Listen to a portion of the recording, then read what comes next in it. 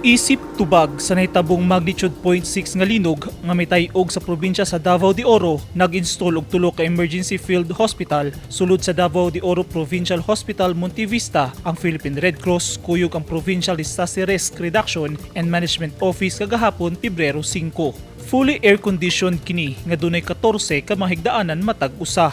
Dako kini og tabang aron maasikaso ang mga pasyente nga nanginahanglan og hinanaling medical assistance sa anglit limitado sa ihap sa admission sa Davao de Oro Provincial Hospital tungod sa danyos nga naangkon sa infrastruktura niadtong linog base sa resulta sa gihimong structural integrity assessment. Kahinumduman sa New Bataan sa Davao de Oro ang epicenter sa linog niadtong Pebrero 1 diin na sinati sab kini sa pipila ka mga lugar sa Mindanao. Atol sa installation, makita ang presensya ni Governor Dorothy Gonzaga, kuyog ang ubang opisyal sa probinsyal nga gobyerno.